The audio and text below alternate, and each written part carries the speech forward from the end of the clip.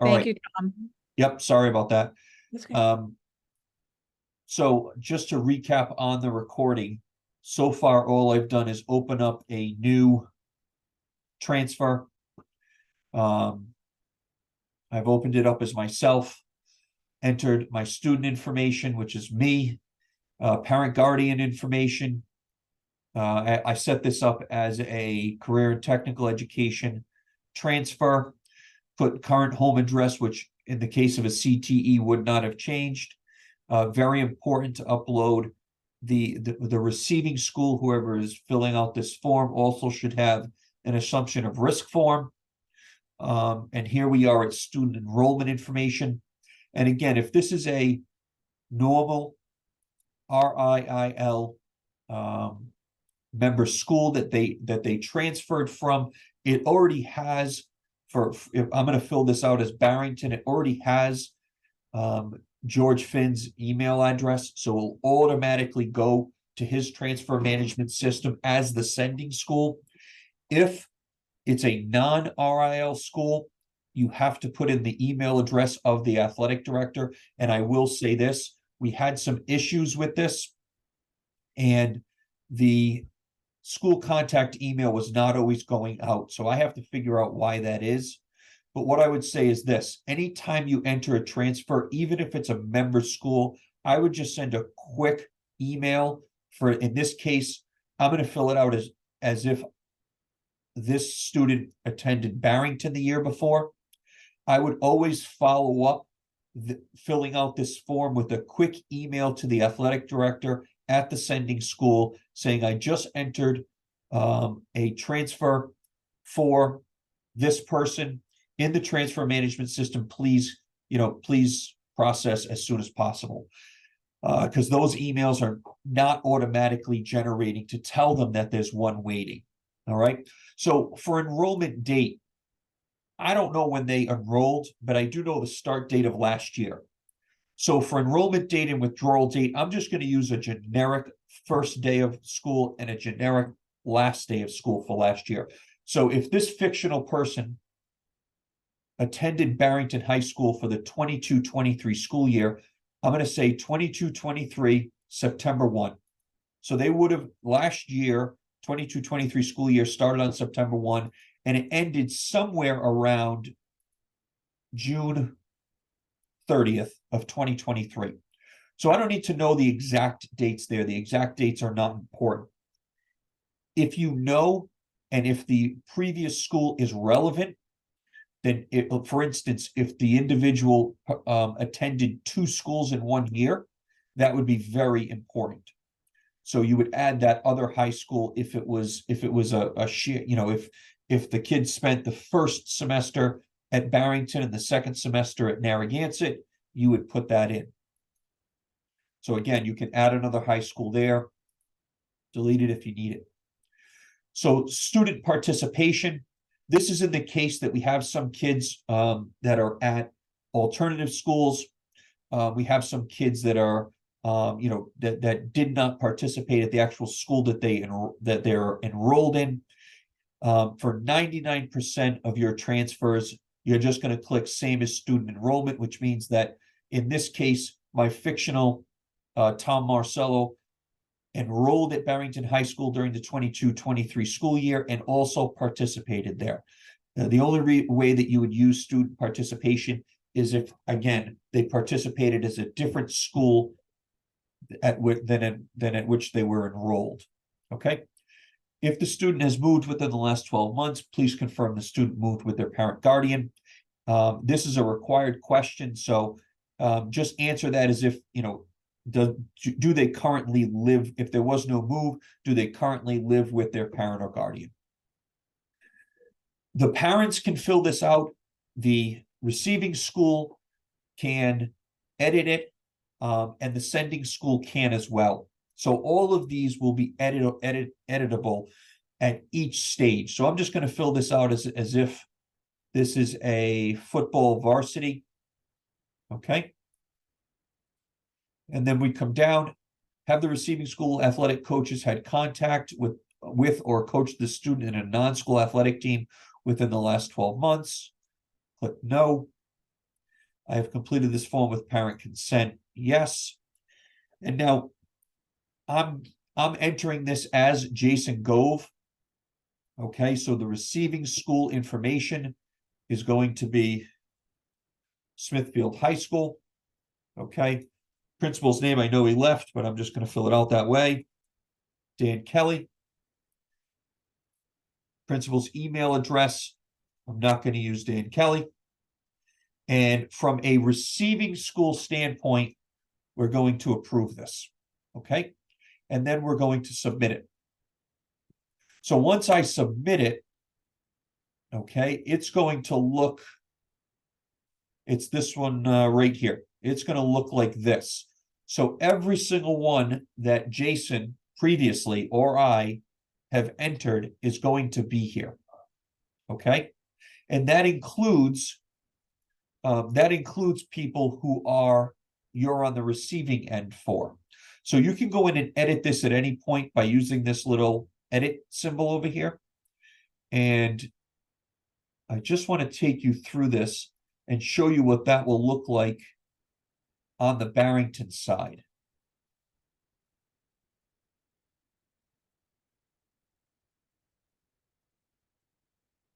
So if I log in as George now, and I pray this works. There we go. If I log in as George, there it is. Here it is right here. So now I'm logged in as George Finn in Barrington. I filled out the form as Smithfield High School. I'm going to go into view edit.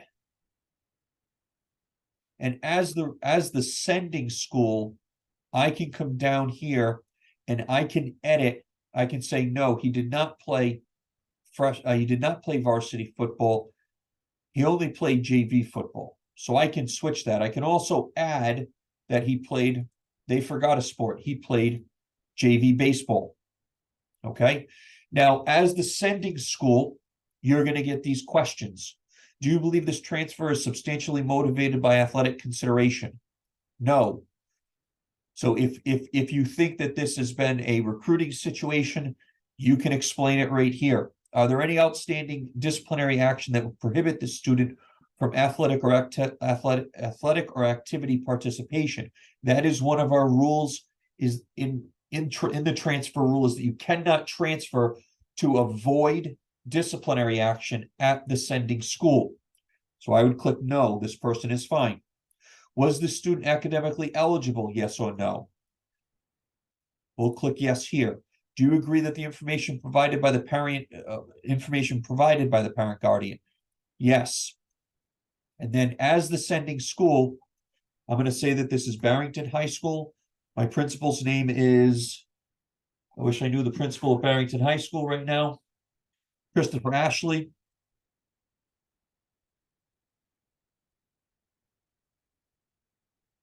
Oh boy. And then again, I'm not going to put Chris Ashley's email address in.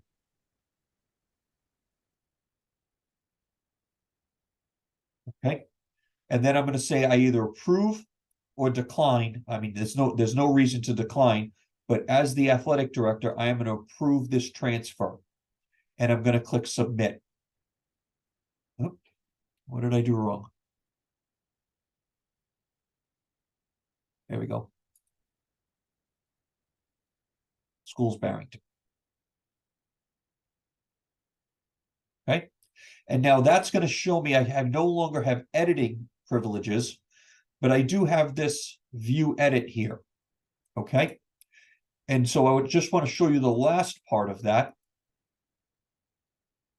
which comes from my end. Mike or I, as the conference commissioners, or as the admin.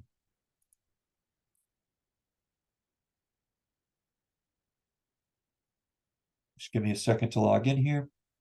Again, I'm clicking the waffle, going to transfer management system. And then what I see here,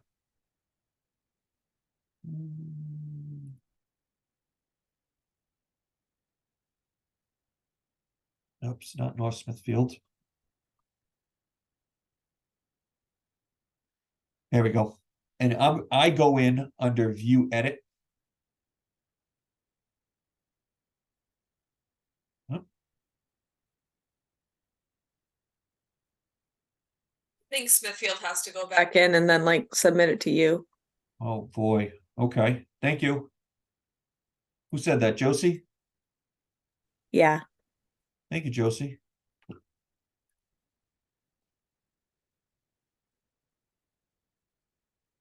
Okay. Let's see if Josie's right. I would bet yes.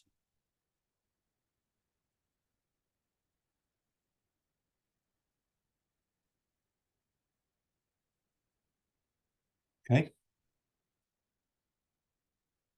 So Jason goes back in and submits it.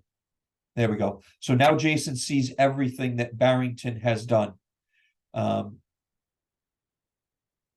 you'll see here that baseball sub-varsity is in bold because that's not what the parents indicated or what the receiving school indicated. All of the answers to the statements are there. The approval's there. They submit it. And Josie, thank you. So now it says pending state approval on the side. And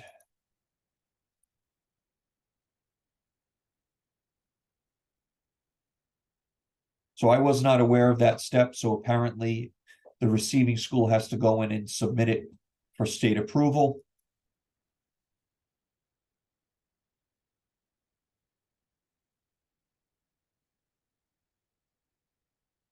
Okay. All right. And now I get this here.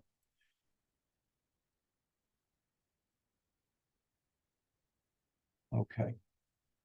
And since this is occurring right now, and it says right here, bold text activities were left off by parent but added by the sending school. So right now I would just put a comment in that it's me. Varsity approved with a delay start. And then I can just put the day in, which again would be 35 days after the start date. So we're talking about 2023. And I'm just going to put a date in of September 15th because I think that's about it. And then I'm going to submit. And that goes back to both schools once it's ready.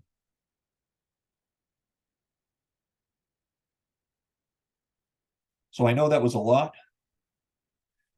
We can just one more time take a look at it from Smithfield's perspective to see exactly what they're going to see once it's done.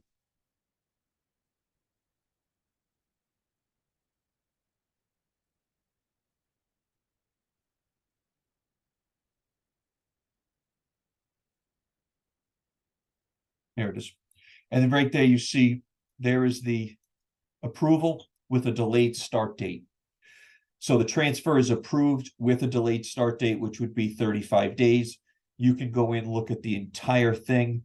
And also at the bottom is a print function if you want to print them and keep a paper copy for your files. But it has everything right there. Every single thing that is contained there is in this summary. Yep. All right.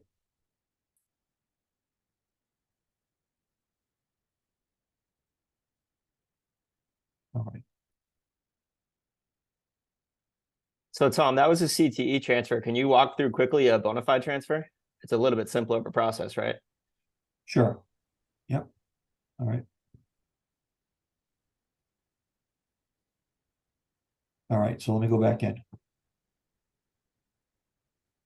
So the only difference in a bona fide move, the only difference in a bona fide move would be the need to put a previous address in.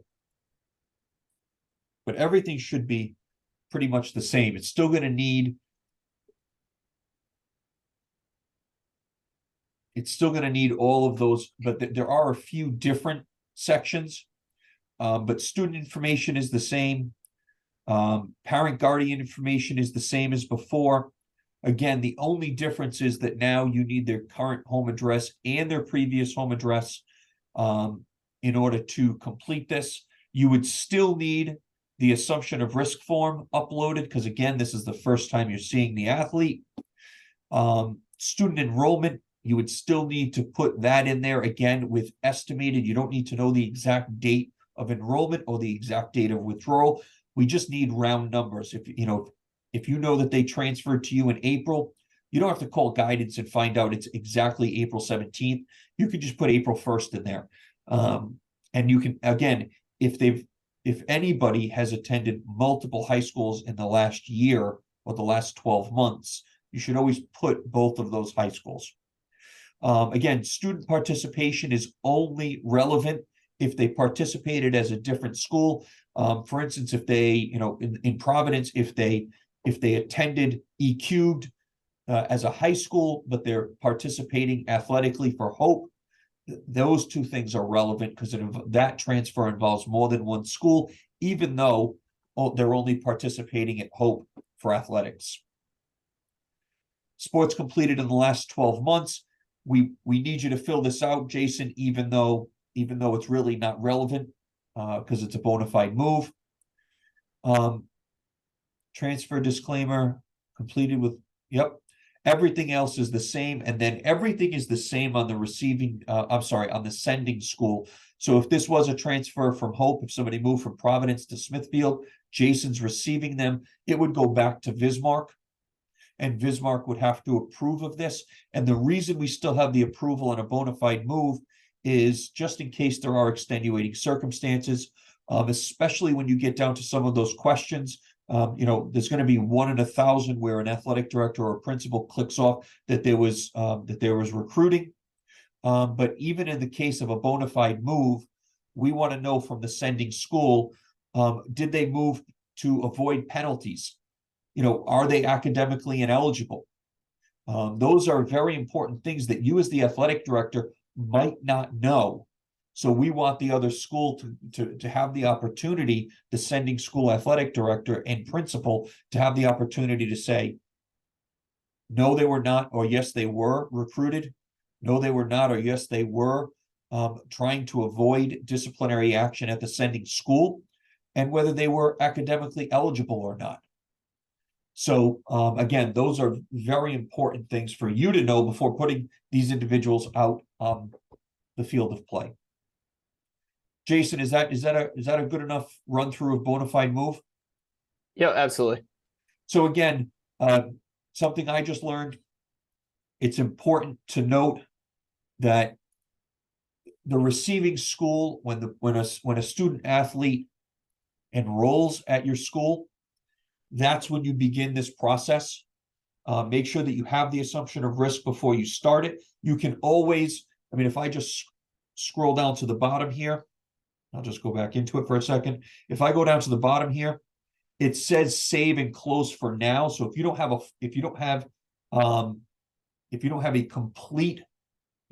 that assumption of risk, or there's some piece of information that you need, you can save it and close it for now and then come back to it later to submit it.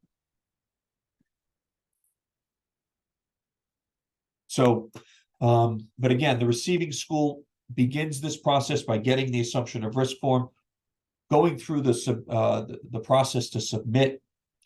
Then that will go to the sending school for approval, and then it will come back to the receiving school to submit. And that's when we come in, we review all the information, and we say whether they are subject to the transfer rule or they are not. And the great thing here is that if Jason goes back out into just his main view here under transfer management, as you can see here, he sees everybody. So once you submit one, once you click that submit button or that save and continue, you can see the status of all of these, and you can see what occurred, which is huge, because in the past, I'm just looking at Michelle and Alex on my screen. If Alex submitted one, kid going from East Providence to Central, Alex never knew what the outcome was or why the outcome was the outcome. Now Alex can see what occurred with that student who was transferring out. Tom, quick question. Yes. So what happens if you check the box that says the athlete was recruited by that school that he's now enrolled in? So who makes that final decision on how long he's going to sit out? Or do we have to provide documentation other than maybe my coach said he was recruited by, you know what I mean? So all of those questions are gonna generate larger conversations, Bismarck. Much larger conversations. So if there's a recruiting allegation of recruiting there, that would obviously elevate very quickly to a conversation between your principal and Mike Lunny. So all of those, whether it's academically ineligible, whether it's recruiting, or whether it's disciplinary action at the sending school, those are all they're not going to be cut and dry, with the exception of academic eligibility. They're not going to be cut and dry. All of those are going to generate larger conversations that are going to have to happen very quickly. All right, thank you. Yep. Tom, I have a new student CTE program who did not play anything last year. What's the status on that? So just submit it yourself very quickly. Send it to the school. You can put in the notes at the bottom, or actually there's a box there that says did not compete in any athletics in the last 12 months. You click that. If it's, let's just say, again, I'm looking at Chuck Grant from Tiverton. Let's just say it's a former student at Tiverton's ascending school. He'll just review it. He'll say correct, did not participate. He'll send it back to you. You just review it quick and send it to me. Okay. So any transfer is going to have to come through this. And I should say this, any transfer that wants to participate, okay, is going to have to go through this. Now, if you got that individual, that individual from Tiverton, let's say they didn't compete this year, but next year they want to compete, well, you don't have to do that transfer affidavit because it's outside of 12 months. Okay. What other questions do we have out there? Tom, George here. Just a quick question on AJ sent me something back in June. I didn't even know it was there until he emailed me today. Yep. So how do I know that stuff's there? So, and I said this a little bit earlier, what I would suggest, I was under the assumption that when you put in, for instance, if AJ goes in that case and he puts Barrington, I was under the assumption that generated an automatic email to you as the sending school. It does not. So what we're telling people, and we have 27 minus me, so we have 26 athletic directors right now on the call. I'll send out a quick reminder of this, but when you fill out the transfer management system and it's been completed from the receiving school, I would send just a very quick 2-line email to the sending school athletic director saying, I submitted a transfer request for this person who enrolled at Moses Brown School. Please process as soon as possible. I would always either give a call, a text, or an email to notify that sending school athletic director. Because I spoke with AJ this morning. We were both under the assumption that those emails were being generated, but we found out that they are not. Yeah. So AJ, I'm meeting with my principal in a minute, so I'm going to get confirmation you'll be all set this afternoon. Yep.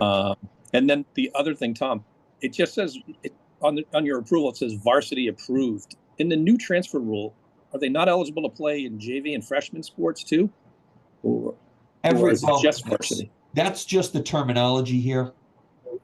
So the terminology here is varsity approved with a delayed start date, or varsity approved. So, and we will type, if they're subject to the transfer rule, I will type it in the notes and be very explicit. And then for anybody who's subject to the transfer rule, we'll be following that up with a letter like we normally do. Okay. All right. That's helpful. I appreciate it. Chuck, I have a question from Chuck Grant, but I do want to address one thing in the chat first. Greg O'Connor asked a great question. Incoming 9th graders, you do not need to do anything because that's the first high school like if you have a CTE kid, or if you have a kid who moves into your district as a ninth grader, incoming ninth grader, you do not need to fill this out for any kid, incoming ninth graders, when they, if they enroll over the summer or whenever. Chuck? Thanks, Tom. We have a person who's been living in Tiverton, attending LaSalle, that's going to be coming back into Tiverton. Did not play any, well, we haven't had it confirmed yet from Vin, but has not played varsity sport, played JV. Does that prohibit them from playing varsity when they come here? Is there a time lapse there? So first of all, I would put that in the transfer management system as a change of a change in schools without a change of address. Yep. Vin will put in that they played JV. For this summer, they are not going to have to sit. However, going forward after, let's say, Tuesday, September 5th, when everybody's back in school as of Tuesday, September 5th, if anybody transfers at any level, whether it's freshman, JV, or varsity, they're going to have to sit the 35 days. Gotcha. But Thank you. for this summer, it's an extended grace period for those sub-varsity players. And the reason that we did away with that portion of it is very simple. We don't want pressure on athletic directors, coaches, principals, superintendents to label kids sub-varsity when they really weren't. So we're trying to alleviate that pressure on the athletic administrators in the building to not have to say, well, they were JV, or to get pressure, which we've talked to a lot of schools that get a ton of pressure to label a kid JV so that they don't have to sit. So we're trying to alleviate that issue at the school level. Thank you, Tom. Yep. Hey, Tom. Yes, Justin. So I have two right now. I'm waiting for a parent to upload their information and fill out the reason why they're transferring. Okay. The other one I have, I submitted for Chrissy. The student's going from Johnson to her, but when Chrissy sees it, she doesn't see it on Mount Hope. I don't know what's going on with that. So are you the sending school or are you the receiving school? We're the sending school. So she's got to enter it. Okay. So the That receiving, way it's not going up on her end. probably, yes, because you're entering it as Because it says pending receiving school approval yeah, it's got to be the receiving on school. my thing. It's got to be the receiving school that initiates this. So Christy should be the one doing that and entering it, and then it will come back to you as the sending school, and then go back to her for final approval. All right, because it just says pending receiving approval. So I'm like, Yeah, I would delete that one. I would use that little trash can all the way to the right, delete that one, and let her just communicate with her that she has to enter it on her end. okay. And I would suggest, just because you never know especially if they're coming to you new, you never know what the parents' technology skills are like. You can't assume that they're going to know everything. I would tell you it's probably going to be easier for you, Justin, and everybody, to, when you start a transfer, and I'm just gonna, again, I'm logged in here as Jason. When you start a transfer, I would complete that yourself, and I would use that complete button all day long. I would not send it to the parents. I would either get them on the phone, get the kid in person, or use that save feature that doesn't submit it right away. And I would just keep doing them myself, because you just never know how long it's going to take the parent to submit it. If they're going to do it correctly, if they're going to cause you more of a headache in the long run. So that would just be, you guys can do it however you want. But I would say submit it yourself, because as you saw, you can run through this. If you've done it once or twice and you understand each section, you can submit a transfer in 5 minutes. That's as long as it will take an athletic director, including scanning and uploading the new assumption of risk. It'll take you 5 minutes. And I do also just want to mention that this is for, Chuck alluded to a little bit, but this is for all transfers who want to participate, whether they moved or not. So even if a kid moves, it goes in as a bona fide move. And that's very important. And again, mainly for the bona fide moves, it's about those 3 questions being sent back to the sending school. Were they academically eligible? Did they transfer to avoid penalty at the sending school? And were they recruited?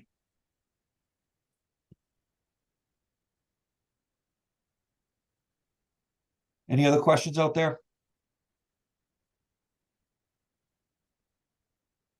All right.